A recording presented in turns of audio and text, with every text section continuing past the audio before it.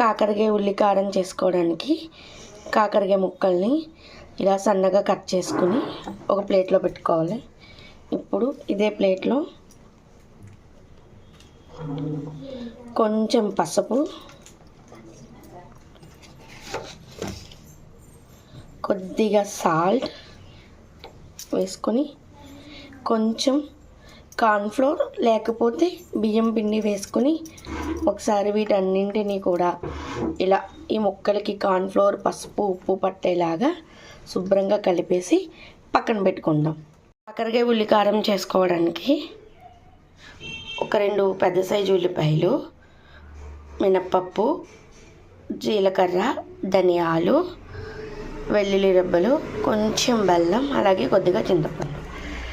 Stove పై కడాయి పెట్టుకొని కడాయి బాగా 2 స్పూన్లు ఆయిల్ వేసుకున్న తర్వాత కొంచెం వేరుశనగ మినపగుళ్ళు వేగిన తర్వాత కొంచెం ధనియాలు, కొద్దిగా జీలకర్ర కూడా వేసుకొని బాగా వేపుకొని మిక్సీ జార్లోకి తీసేసుకోవాలి. ఇప్పుడు ఇదే ఆయిల్లో ఉల్లిపాయలు కూడా వేసుకొని మగ్గించుకోవాలి.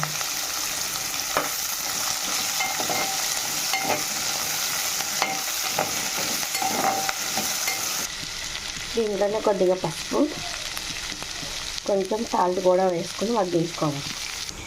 ఇలా ఉల్లిపాయలు మొత్తం మగ్గిన తర్వాత వెల్లుల్లిపాయ రెబ్బలు అలాగే మనం తీసుకున్న చింతపండును కూడా వేసుకొని ఇది కొంచెం చల్లారిన తర్వాత మిక్సీ జార్లోకి తీసుకోవాలి. బాగా వేగిన ఉల్లిపాయ ముక్కలన్నిటినీ కూడా తీసుకొని మిక్సీ జార్లో వేసుకోవాలి. దీంట్లోనే 1 స్పూన్ కారం, కొంచెం కొత్తిమీర, అలాగే మనం తీసుకున్న కొంచెం బెల్లం కూడా వేసుకొని ఒకసారి మిక్సీ పట్టేసుకుందాం.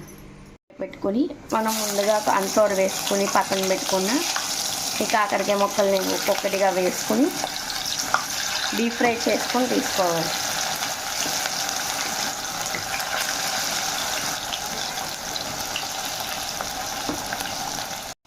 ఇలా వేగిన తర్వాత ఒక్కొక్కటిగా తీసుకొని ప్లేట్లో పెట్టేసుకోవాలి.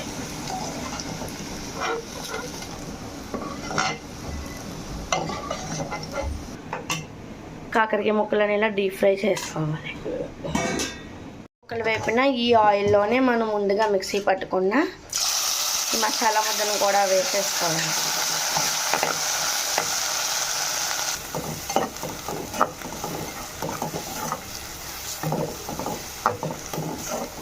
మసాలా కొంచెం బాగా మగ్గేంత వరకు ఒక 2 నిమిషాల పాటు మగ్గించుకోవాలి. ఈ ఉల్లికారం మసాలా బాగా మగ్గిన తర్వాత మనం వేపి పెట్టుకున్న ఈ కాకరకాయ ముక్కలు కూడా వేసేసుకొని ఒకసారి బాగా కలిపేసుకోవాలి.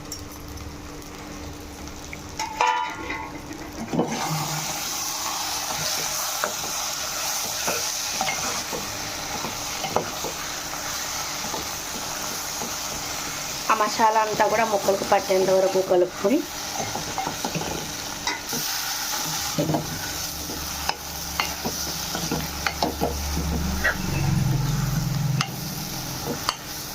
నిమిషాల పాటు ఫ్రై అయిన తర్వాత దీన్ని స్టవ్ ఆఫ్ చేసుకొని సర్వ్ చేసుకుంటే కాకరకాయ ఉల్లి కారం రెడీ.